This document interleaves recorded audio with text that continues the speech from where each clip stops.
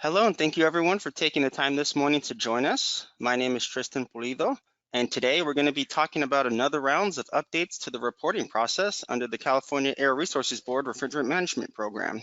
These changes are currently live, and they will be in effect for the 2020 reporting period, which begins January 1st, and of course is due on March 1st and every March 1st thereafter.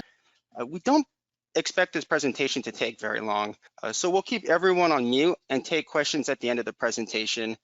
We may answer some questions that come in, and you can go ahead and use the question option on GoToMeeting to submit any questions that you have. And during the presentation, please feel free to write the question as soon as it comes in, because it's easier to remember it then than towards the end. I know some people will still be trickling in, but most of the beginning part will be some refresher information on what the refrigerant management program is. So we'll let them kind of trickle in while we talk about that. Our agenda for today will be pretty simple. We're going to first do an overview of the refrigerant management program. Then we'll just quickly go into an overview of the changes to the refrigerant registration and reporting system, also known as R3. And we'll have a demonstration as well on how those changes will affect reporting coming up this year. Then we'll have a brief discussion on some final notes on uploading information and things just to be aware of. And at the very end, we'll take the questions. But before we begin, I'd like to just start with some commonly used terminology, just to make sure that we're all on the same page. First, we have high GWP refrigerant, and we define that as a refrigerant with a global warming potential greater than 150. And full charge size, we look at that as the full refrigerant capacity of a refrigeration system. The reason that this is important is we use full charge size to determine compliance and not necessarily the amount of refrigerant the system is actually operating on. And speaking of the full charge size of the refrigeration systems, which we consider any non-air conditioning high GWP appliance, we use that full charge size to determine the system size classification that we use. We have small, which is anywhere between 50 pounds but less than 200 pounds. Medium, which includes 200 and all the way up to less than 2,000. And then finally, our large systems are 2,000 pounds or more. And besides just system sizes, we also look at facility size, which is going to be based on the single largest refrigeration system on site, small, medium, or large. If you have one large system, 3 medium systems, and 3 small systems, because the largest system at your facility is large, you would have a large facility. If you have 2 medium systems and 3 small systems, because the largest system at that facility is medium, you would have a medium facility. And of course, if you had 27 small systems, you would have a small facility, again, because the largest system at your facility is small. It has nothing to do with the total amount of refrigerant at a facility. Continuing on, one of the new things we will be talking about is a change in the refrigeration system status. And this is when a characteristic of the refrigeration system changes. Pretty simple. And when we're talking about characteristics, we're talking about the full charge amount, the refrigerant type, equipment type, or the operational status. When we talk about service records, we're talking about any sort of servicing event on a refrigeration system. And this is where we go into the leak inspections, leak repairs, seasonal adjustments. A retrofit is simply to change the type of refrigerant. And the R3 application is the website used for reporting under the refrigerant management program. And specifically, when we talk about the R3 application, we are talking about the front end of the application that the user interfaces with in order to report. Well, with that out of the way, I'll go ahead and jump into an overview of the regulation for the refrigerant management program. So the regulation took effect in January 1st, 2011. We've almost had it going for a decade now. The goal of the regulation was to reduce emissions by implementing best practices through proper maintenance, periodic leak inspections, and prompt repair. And the rule applies to 3 distinct groups. First, and our largest group it applies to, is owners and operators of facilities with a stationary refrigeration system that uses more than 50 pounds of a high GWP refrigerant. The second group is any person who installs, services, or repairs a refrigeration or air conditioning system using a high GWP refrigerant, or as we know them, are service technicians. And finally, the last group is any distributor, wholesaler, or reclaimer who sells or reclaims a high GWP refrigerant. Moving on, some of the key requirements of the rules. For facilities with refrigeration systems, there is a registration and reporting requirement. a requirement to repair leaks within 14 days of detection, to conduct periodic leak inspections on refrigeration systems greater than 50 pounds, to keep records of service and refrigerant transactions, and finally, for our contractors and technicians to follow required service practices. For our distributors, wholesalers, and reclaimers, 2 simple requirements: to keep record of refrigerant transactions and to file their annual reports. Pretty basic, pretty simple. So we'll go ahead and quickly jump into the overview of the changes that we're making to R3. And I know we did this last year, and this is a brief follow-up to that as well. First, let's talk about an overview of the updates. We made a very minor change to the way information is added for technician certificate type. And then the crux of these new rules are the addition of new buttons on tab 2, refrigeration system, to make status changes to a refrigeration system. And the different status changes that can be made are for retrofits, change charge size, adding a new system, shutdowns, changing your equipment type, changing your operational status, and changing your temperature class. Some of these you may find have already existed in R3, such as retrofit, shutdown, adding a new system, but some of these will be new for you. We've received a lot of feedback and we really appreciate it because it helps us understand how people are changing their systems over time and the best items to implement on R3 moving forward. So some of the reasons for these changes are fairly straightforward. We first wanted to help better track changes to compliance statuses and with calculating emissions. And for changes to compliance statuses, this will be especially important with the amendments to the HFC prohibitions, which just had their board hearing last Thursday, if anyone participated with that. And because of those proposed rules, we're anticipating that there will be a new influx of refrigeration system retrofits, changes in charge size, and the year in which those changes occur will soon be very important. And we wanted to be a little bit ahead of the game and make this available to users now in anticipation for those rules possibly taking effect January 1st, 2022. Going into the first change that we talked about, technician information. This one is pretty simple, but if anyone can remember before, under technician certificate type, there was a simple text box like which exists above it and below it. Now we just have 5 different checkboxes, and the reason for this is because these are the only options that are available. And when we had the free text box to use, we kind of got a variety of different information. Some people would put universal, some people would put U, C38, which is a California State Licensing Board certification. So we just wanted to simplify the way that this is done. We've also been in contact with the US EPA, and the question box next to the none option will have the definitions that they provide for which each of these different options means. Which leads us to the next part. And instead of going through each of those individually, I thought it would be best to go ahead and do a quick demonstration on what those will look like. So I'm going to go ahead and pass it to my coworker, Mackenzie Montrose, and she'll go over a brief demonstration of what those changes will look like. Take it away, Mackenzie. All right, thanks, Tristan. We're just going to go ahead and log in as you would normally. And I wanted to point out just a couple of things immediately upon logging in. So in the very top right, there's the Edit Profile button, and that's where you can go to initially change your password as well as do any of your personal account related things. Probably the most useful set of buttons here are these quick links. We'll just kind of go down them as they are relevant. So Manage Users. If you're a company administrator, this allows you to add and remove users from your company. This is great for, if anyone leaves, you can take them off of the list, or if you have new employees, you can add them there. Manage Facility is actually a really good one because when you click it, it shows you a list of all of your facilities as well as some extra options to do with them. Now, it does show all of your facilities just on this front page here, but you get more options just by clicking on Manage Facility. And most of the other things that you need for reporting can be done here as well. So we're just going to take a look at our facility. Immediately on tab 1, facility information, you're going to want to just make sure to double check these. Most of the addresses and things should be correct, but for contact person, a lot of times we'll send out emails and we'll be sending them out to people who don't work there anymore or who have changed positions and aren't responsible for reporting. So making sure that this information is up to date is really important just to make sure that you get all of our notifications on time.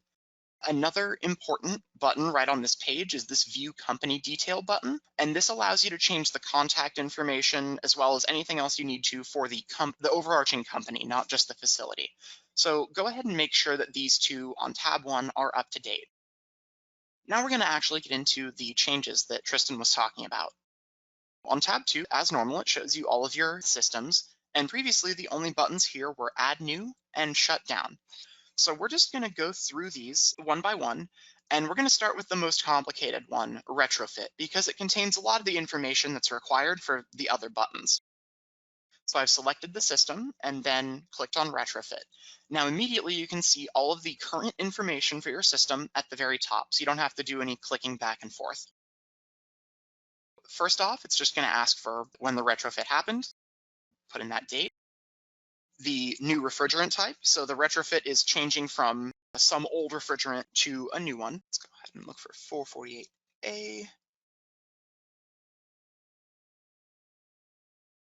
New refrigerant full charge amount.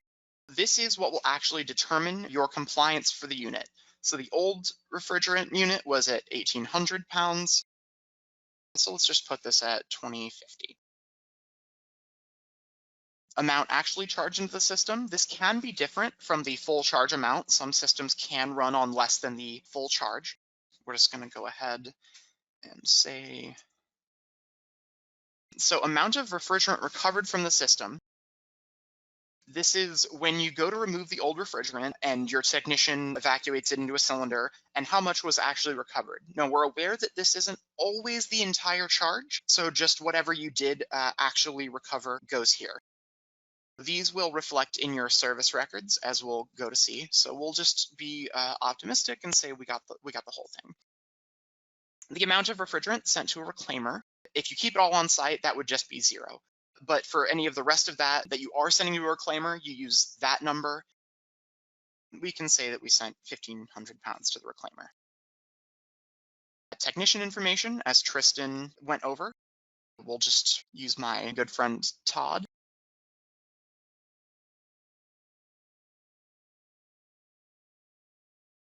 All of their information.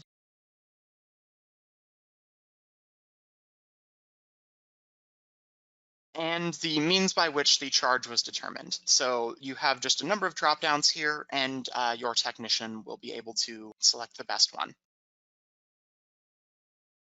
We've entered in all this information to retrofit our system, and we're just going to go ahead and hit Update.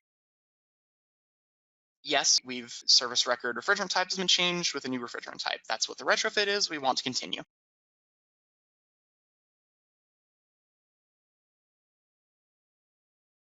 So we're going to take a look over to tab 4 real quick. You can see that it's added the 2 service events for both removing the old charge and adding the new charge. Previously, you would go to tab number 2 to retrofit your system and then come back to tab number 4 to add some of these events. But here it's just doing it for you. Another nice thing about this is, say we want to go and add a service record for our building system. The retrofit took place on 11/6, and let's say we serviced it just beforehand. We'll click on the system that we want to do the servicing for. We'll say that we did it October 31st. And it's just a leak inspection, but you can see that the refrigerant type is the old refrigerant type previous to the retrofit. Now, if we were to say go after the retrofit on November 30th, you can see that it changes to R448A, which is the post-retrofit refrigerant. So the system will keep track of which refrigerant you should be using in your service records based on what refrigerant it had at the given time. So we're going to take a look back at tab 2 to go over the rest of these newer functions. Add new, this one was here before. You can see that it's mostly, aside from the new system information, so the ID, installation date, things of that nature, that's all innate to the system as it's put in. But when you start to scroll down here, you can see refrigerant full charge amount, refrigerant type, initial amount charged into the system, and that's all the second half of that retrofit. Again, followed by that technician information. The first part, and if we actually look at shutdown, let's say we want to shut down the side display. It will be asking for the second half of the retrofit. So the amount recovered, the amount removed and sent to the reclaimer and everything. Let's go through some of the new functions that were added aside from retrofit. Let's go ahead and do a change charge size on the walk-in. Again, you can see all of your old system information. The new refrigerant full charge amount, again, is just the maximum that's in the system.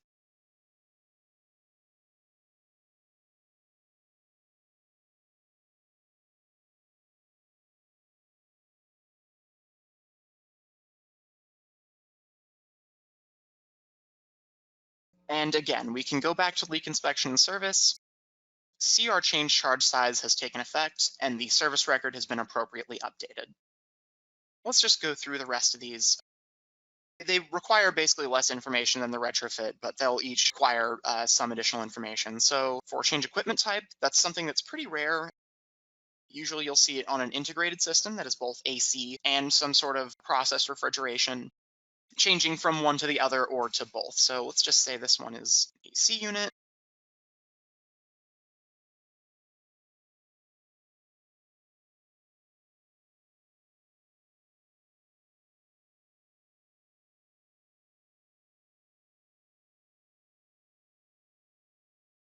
And we've changed the unit. Change temperature class, more of the same, but even simpler. So all you'll need to do from here is look at your unit, select the new temperature class, as well as the technician information as previously. Change operational status, same thing. Say we don't want this side display running anymore, so we want to mothball it because there's no one coming into our storefront anymore. As of November 1st, this is mothballed, so we're not using it anymore.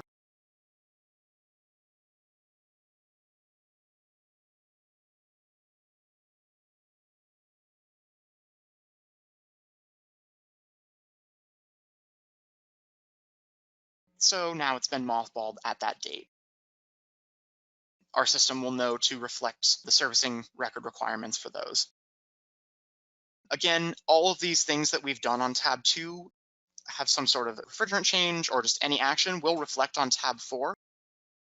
And the only thing you'll be doing on tab 4 is adding servicing events for leak inspection, leak repair, adjustments, and topping off. And that's pretty much all of the updates. So I'm going to go ahead and hand it back to Tristan. Since I know everyone's going to have this question, let me go ahead, Mackenzie, and assist you with your offsite facility that you have here. When we're looking at this facility, we have two systems here.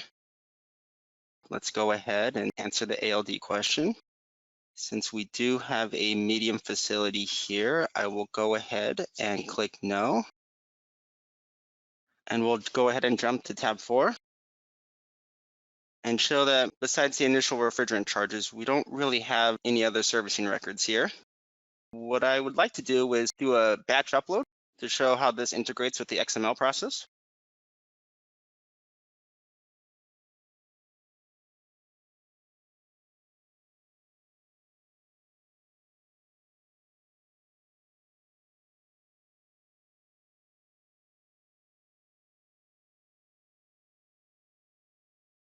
And very briefly, we're just going to simply put in an XML file.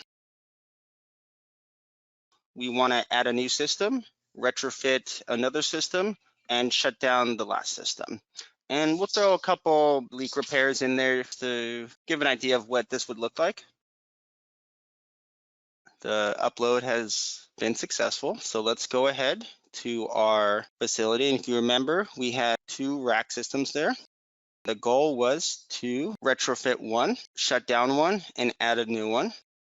So we should have two R448 systems that remain. And we can see that rack system number 1 was retrofitted to R448. Rack system number 2 that was using R22 was shut down. And we went ahead and added rack system number 3. And then of course, let's go ahead and look at the service records to show what happened over here. Let's go ahead and look at rack system 1.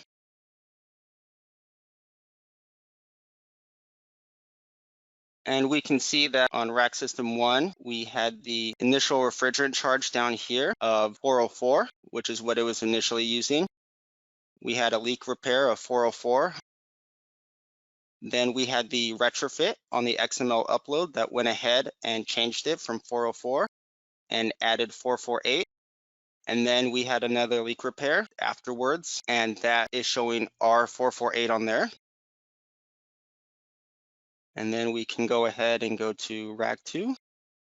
And we can simply see that when we started the system, we had a leak repair and when it got shut down. The goal that we were hoping to do here was just show that these buttons are integrated with the XML process. That is a successful way to also upload your information. You can always use these buttons first to change the compliance option and then put all the leak inspections in the XML upload, or vice versa. So let's go ahead and just wrap up some of the final notes that we have for the R3 tool and the best way to upload information. The first thing we always want to look at when we're integrating all these new options is to make sure that when you're entering information, you're entering for the annual report that is most recent. And this is very important because when you enter information for a later annual report, when you have more recent annual reports that have not been filed, it will cause issues. So this means you need to complete all information for the most current annual report before moving on to the next. For example, if you have not yet filed for 2019, you should not be worrying about entering information for 2020. If you're filing your taxes for 2020, the IRS isn't very interested in what you have for 2021 at this point. So it's important to do them in order. And this also applies to delinquent facilities. So if you are missing annual reports all the way to 2017, don't start shutting down your systems in 2019 until you first focused on 2017 and then even 2018. In this example we have in front of us, we have two rack systems, one with the leak inspection in 2019 and one with the leak inspection in 2020. If these had been entered before the 2019 annual report had been submitted, then this person is doing their uploads wrong, and they should have not focused on anything for 2020 until completing 2019. Now, granted, in this example, you're likely to be fine, but it's important to keep this rule in mind as it's especially important if the system undergoes some type of system change, such as a retrofit, change in charge size, or a change in operational status. When entering service records, it's important to try and put the information in chronological order as much as possible. This greatly reduces the chance that R3 will misinterpret the data, and we'll go into that in a little bit. When we're looking at the order for entering records into R3, the first thing, as we just talked about in the last slide, is you want to ensure you have all the system changes and added all the service records for prior years. Once you've done that and you're ready to focus on the current year that's at hand, go ahead and always complete the system status changes first in tab 2. And this can be done through the R3 application or the XML upload.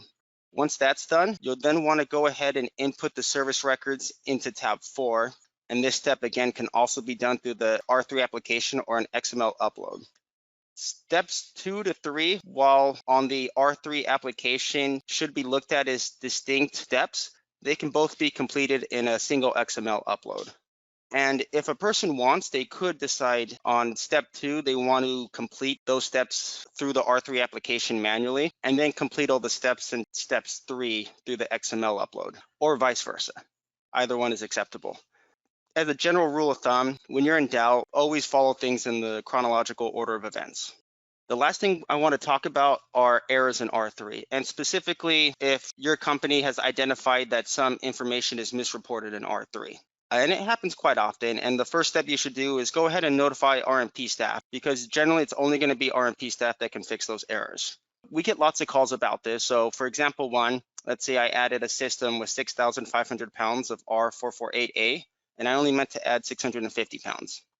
That's clear to us that R448A is probably be used in a supermarket. You generally wouldn't have a system of 6,000 pounds in a supermarket. And instead of going ahead and shutting down that old 6,500 pound system and adding the new one, go ahead and have us, because it's easy for us to remove that wrong system or simply just remove the 0. If you try to self-correct this issue, the program will think that that 6,500 pound system existed for one day of the year, and then you shut it down and added a new 650 pound system. And with the proposed HFC prohibitions, that could possibly affect your future compliance moving forward. So it's important to not try and self-correct these issues. In our second example, we may get a phone call about a company who's taken over a building and listed the system as R22 for whatever reason, even though it clearly is using R44A. go ahead and reach out to us. Don't attempt to retrofit this on your own because, again, for compliance, it will show that the system previously used R22 and transitioned to 404A recently when it should have always had R404A. And again, that can affect your compliance moving forward. It's very simple for us to simply switch that refrigerant type so that it shows as R404A. For larger companies, I do want to let you know that do not hesitate to reach out with us for a large list of corrections if you end up finding differences after conducting such an audit. Plenty of times we've had people send us an Excel sheet listing the facility, the system ID, and what change needs to be made with hundreds of rows of information. That is fine. We're here to help. Don't hesitate to reach out. The last thing to take away from this is anytime you see an error, go ahead and reach out to us. Maybe it's not an error, but we can go ahead and help you guys walk through those problems. With that said, I'll go ahead and leave it open to questions. I know we got a bunch of them while the presentation was going on. I will go ahead and start answering these in order. Now, let's see here. One of the first questions we got was, are there scenarios where refrigerant is not considered a GWP of greater than 150, but is still captured by these requirements? And I'm thinking by these requirements, the RMP requirements. That's a great question, and the answer is yes, but it's pretty rare. RMP applies to all systems with a GWP greater than 150 and all ODS refrigerants. You would have to have a refrigerant that has a GWP lower than 150 and is ozone depleting. The only example I can think of that is R123. Moving on to the next questions. What is the requirement for systems under 50 pounds? Great question. No requirements. If you want, you could upload such a system to R3, but it will be exempted as if it was below 150 GWP. We got another question here. Will the slides be available after the call? Yes, we will have the slides available both in ADA format as well as a video of this presentation. Both of those will be available on our website. We can go ahead and send a link to that afterwards to the group. Will all facilities currently registered under one company be automatically transferred into this new system? Yes, this new system applies to everyone and it's already taken effect. Everyone will see all the new buttons and everything available immediately if you logged in today. Can retrofitting be done for multiple systems via the XML file? Yes. Okay, we have a great question. What are the 1, 2, 3 boxes for tech certification type? The US EPA defines tech certification type as type 1, 2, and 3. And of course, universal means you have all 3 types. The general gist of it is type 1 is for small appliances. Generally, these would be too small to be registered in R3, but the option is there if it happens to be applicable. Type 2 tends to be the medium, high, and very high pressure appliances, common in commercial refrigeration and grocery stores. And type 3 tends to be low pressure appliances, kind of your big building chillers. And of course, universal is if the technician has certification for all 3. You can also pick and choose and say they have type 1 and type 3, but not type 2.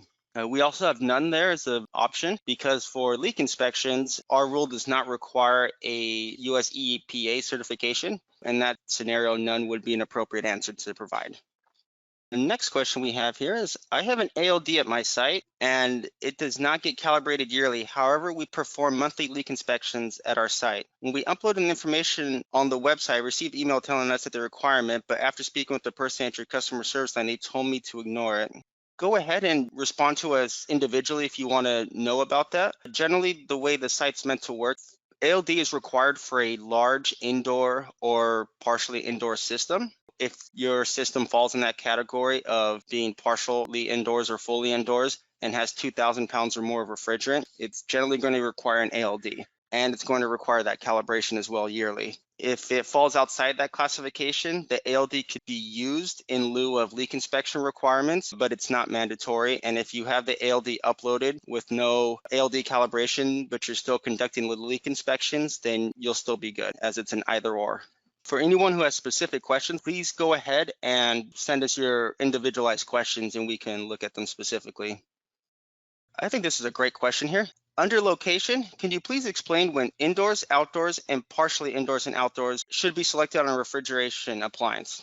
Generally, the way we kind of look at it is if the system is predominantly indoors, you can go ahead and put indoors. And if the system is predominantly outdoors, you can go ahead and put outdoors.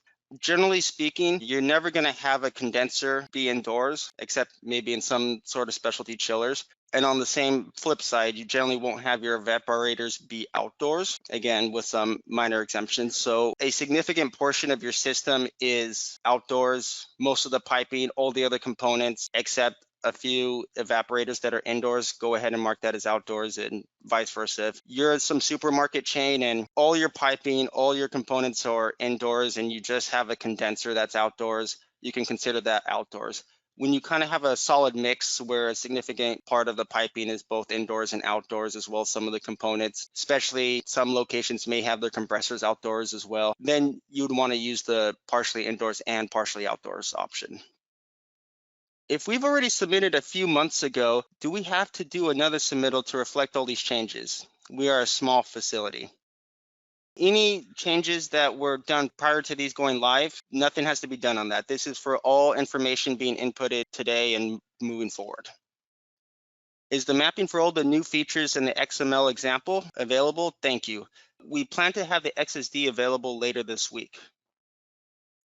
If we have a client that usually records their retrofits and shutdown mothball events into our system and we upload them into CARB, will they need to record the retrofit or shutdown or mothball information in CARB after they upload their file? The idea is no. Once the change is made, it should automatically reflect in the system, and that's why we did these changes to help with that. Would an upload be required for a rental unit? Great question. Our rule only applies to systems that plan to be at a fixed location for more than 2 years. If you have a rental unit while you're switching out from one system to another and it's taking less than that amount of time, then you won't need to register that system. Do service records include monthly checks, PMs? I've heard in the industry, PM, preventative maintenance, is a common terminology for a leak inspection. PM generally will conduct a leak inspection as well as look at other components of the refrigeration system that may not necessarily have to do with whether the system's leaking or not, and that will suffice for a leak inspection. When you file your reports, do you need to use Chrome or Explorer? In the past, we had a payment issue with Chrome. We believe we've solved that issue and Chrome payments are now accepted moving forward. But for filing, all web browsers were available to be used. When are retrofits required? There is no precise requirement for retrofits. There is a rule that was taken to the board recently under a different HFC prohibition program that required different compliance options by 2030 for supermarket systems to either reduce their weighted GWP average of their fleet or reduce the full amount of charge at their facilities on a company-wide level. The main way for that to be done is either to reduce the charge of systems on a fleet-wide basis or to retrofit to a lower GWP refrigerant. It's not specified that retrofits have to be done, but we anticipate retrofits as being one of the main ways compliance for that rule will be met, and which is why we're moving ahead of the game on here. Is there anything special that seasonal businesses need to know? Not really. Seasonal businesses generally follow the same rules, except they only conduct leak inspections or while the business is operating during their specific season. But they would still be once a year for small systems, once every 3 months for medium, and an ALD for a large indoor system or partially indoor system, and once every 3 months for a large outdoor system. Can we make a special request to get facilities transferred into our account so that we do not have to manually upload each location? If the system already exists in R3 and a different owner had it, then yes, that is something that can be done. But if the facility never existed in R3 and there's nothing to transfer over, then that's something that we can't do. But generally, a lot of different facilities will be purchased and sold every year. And if the other facility that you purchased did exist in R3, then that's something. And even if you can't contact the old owners to assist you with that, that's something that you can reach out to us for, and we'll help move that facility over for you. I think this next question is a pretty good one. Should all services be logged, even if it has nothing to do with leaks or refrigerant changes? No. The rule, it doesn't focus on the refrigeration systems, but we are trying to focus on the refrigerant inside those systems. So if there's a service event that happens to have a refrigeration system that has nothing to do with the refrigerant, say an oil change, and maybe during an oil change, you may have to remove the refrigerant and then do an oil change and then put all the exact same amount of refrigerant back in, that's perfectly fine. And that's not an event that we need to know about, which is why the only options available are leak inspection, leak repair, seasonal adjustment, and topping off. What if you vacate a facility, do not retire the system, and then move back in? We look at whether there's refrigerant in that system or not. And I'm not sure what's totally meant by vacate, but if there's refrigerant in that system, we're going to look for who's responsible for it. Generally, the only operation statuses our rule applies to is normal, seasonal, mothballed, and permanent shutdown and removal. Normal and seasonal assume that there's refrigerant in the system. Mothball assumes that there's not. And permanent shutdown removal means that the system's no longer capable of ever being used again in the future. So if the place is vacated and the system is not retired, then our team would look to find who would be responsible for that system moving forward. And if your group went and moved back into the facility, then we would still find you responsible for that system. Our winery has several units, of which only one is used throughout the year, while the others are used only during harvest. Do I mothball the seasonal units only? No, you just put the seasonal units to the seasonal operation. That's what it's meant for. The idea for mothballed is for a system that's going to not have refrigerant in it for a period longer than 60 days. And I guess you could go ahead and mothball them and unmothball them every time that it occurs, but that can be a little tedious, and that's why we have a seasonal operation option there. What are the requirements for comfort cooling?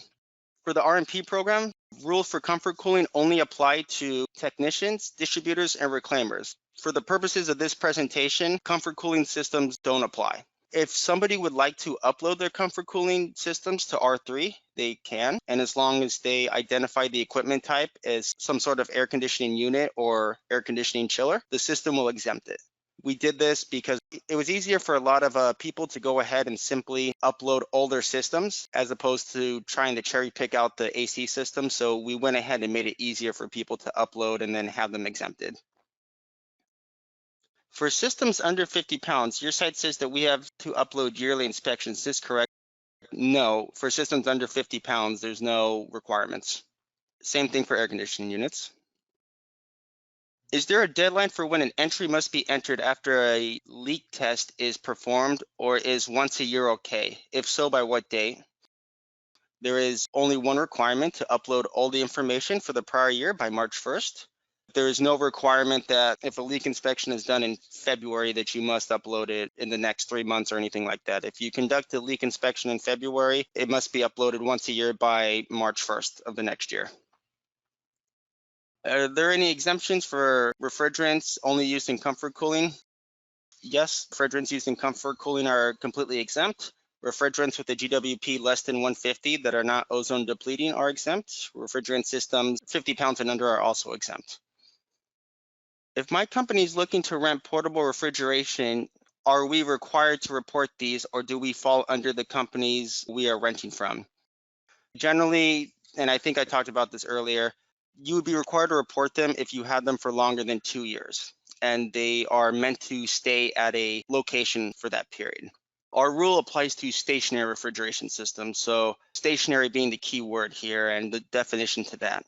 And we understand that these units generally are rented out to be used generally during a transition period of a retrofit or retirement of an old system and installation of a new one. And the goal is not really to have these registered.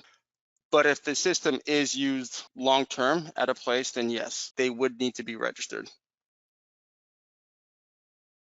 Hello, we have a new warehouse and a single cooler freezer unit with a full charge amount of 404A of 108. Not sure what unit of measurement, the 108. Do we have anything or are we under the limits? If it's 108 pounds, you would have to register the system with us at minimum, and then that would be the extent of your reporting. If it was 108 kilograms, that would more than likely take you over the 200-pound threshold that triggers annual reporting and fee payments, though I'd assume that the system is using pounds as we're in the United States. But it looks like at minimum, you'd be required to register with us. For facilities that have a large system that is required to have an ALD system, if the ALD system is non-operational, do you have to perform a leak inspection monthly until the ALD system is repaired? Our rule has no exemption for that. There is the ALD requirement and nothing more. Therefore, you basically just need to get the ALD repaired as quick as possible. We don't have any provision of moving to a monthly leak inspection while the ALD system is not operating. The monthly leak inspections was a minor exemption for the first year of reporting for large systems, which was all the way back in 2011. When will the system open up for annual reports in 2020? Generally in the first week of January. Sometime after January 1st, but sometime before January 7th. I see. When will the recording be available? The recording should be available later this week. Where can we find the recent rulings you mentioned? CARB has a website on HFC rulemaking activity. Go ahead and reach out to their team. Their email is hfcreductions@arb.ca.gov, and they can provide you with more information on that. To clarify, if I have a medium system that operates seasonally from April to December, is a total of 3 quarterly leak inspections sufficient? The way the rules set up on there, if you operate from April to December, you would need to conduct a leak inspection every 3 months between that April to December period. And with some basic math, it sounds like 3 leak inspections for that year done every 3 months would suffice, yes. Do systems that maintain a temperature in a laboratory manufacturing setting apply? That's a good question, and the answer is it depends. If it's just maintaining temperature for the comfort of human beings, then it would not apply. But if it's maintaining temperature for some sort of manufacturing in the laboratory or anything like that, yes, the rule would apply. And if it does both, it would still also apply. I would like to confirm that while we don't have to track comfort cooling systems in R3, we still need to report high GWP refrigerant during annual filing purposes. Purchases lost. Yes, that is correct. At the end, if you are subject to the rule, for example, a comfort cooling only facility would not be subject to this rule.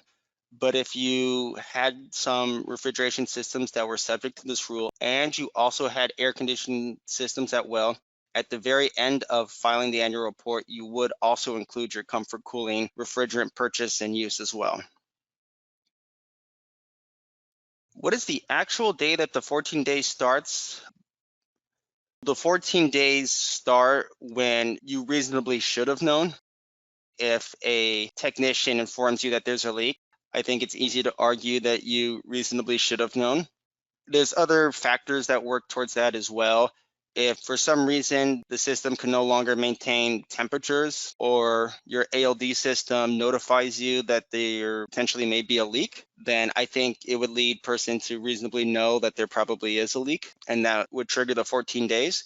I would need more information to know what made somebody suspect that there's a leak, but I would say that if you suspect there's a leak, then you reasonably knew that there's a leak, and that would trigger the 14-day requirement. If the medium chiller system serves a research and development lab inside an office building, would that be considered serving an industrial process? Depends on what it's serving in the lab, but if it is for lab purposes and not for maintaining the comfort of humans, then likely that would be part of the industrial process and would be subject to this rule, yes.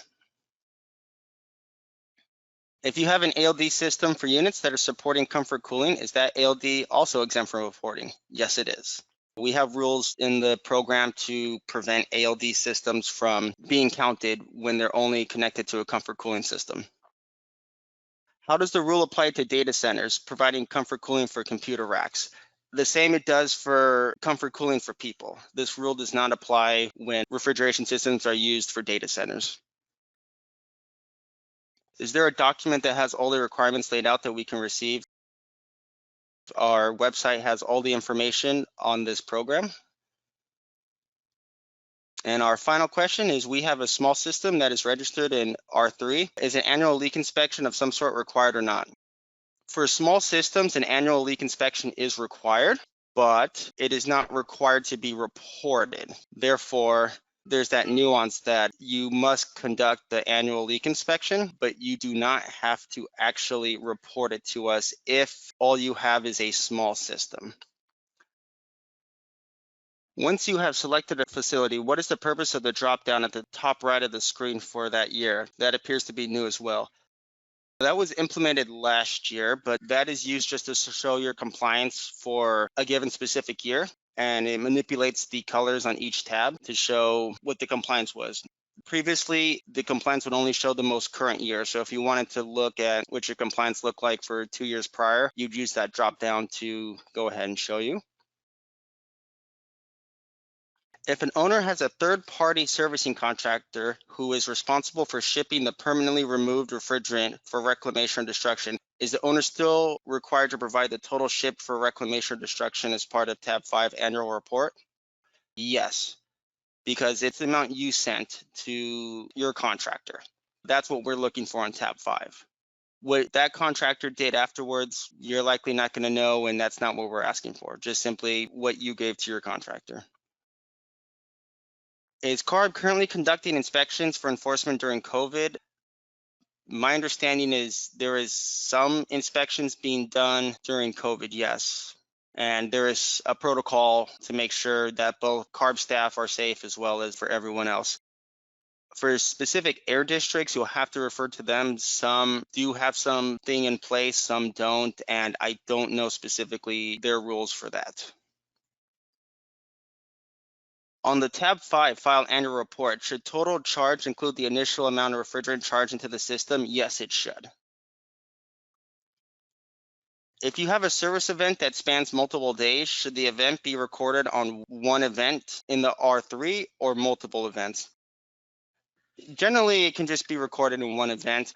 For the most part, a leak inspection won't span multiple days, but definitely a retrofit or changing the charge size, those generally take some sort of architectural change that can take multiple days.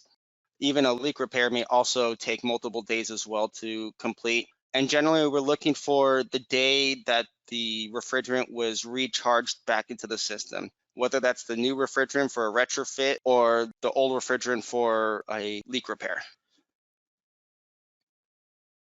Since data center cooling is considered comfort cooling, would the same apply for other equipment rooms? I'd have to know what type of equipment, but generally not. The rules specifically pointed out data centers as being exempt. Tactical equipment is also exempt, but no other type of equipment has been stated. So I would say no, other equipment would not be exempt. If a system has 2 circuits, with each circuit containing more than 50 pounds but less than 200 pounds, would you consider this system to be a total charge of both circuits? Generally, we will consider each circuit independent if they are not attached in any way, such as some valve that allows them to be connected. If the refrigerant is separated, if one of the circuits goes down, but the other one can keep operating independently, we'll consider that as 2 separate circuits. And let's say each one was more than 200 combined, but less than 200 individually. I would say that's 2 small systems. Are there any specific items that owners should look out for when utilizing the batch upload process? Will using the batch upload process yield the same results as if the owner had manually entered all the data? I'd say there are a few things to look out for when using the batch upload process. The main way you do that is through registration batch upload. One thing you may sometimes run into is we do have a test, your XML here, that many people use. And when testing your XML, generally this test is only a syntax test, not a logical test. So it will just tell you if the syntax of the XML is correct. One question we get a lot is that somebody tested their XML on the outside page, and then when they went to do the batch upload, they ran into a problem where it was failing there. And that's simply because the second level is where it does the logical test to see if you're adding more refrigerant than the system can hold, or if you're trying to conduct a leak inspection before the system began operation. So those are some things to be aware of, but otherwise anything you want to do manually, you can do through an XML upload. Generally, if you have a few facilities, it's probably time-wise easier to just do it manually, but when you have multiple facilities, the XML process is a bit quicker, but just kind of all depends on the company and specifically what infrastructure that they have available. And for the last question, do you have a template for the XML? What I can do is provide the template that I used for this facility. We do have the XSD, which we plan to have available later this week for people to use. And to access the latest XSD, I'm luckily already on the page here, and it's this middle button here that says latest XSD.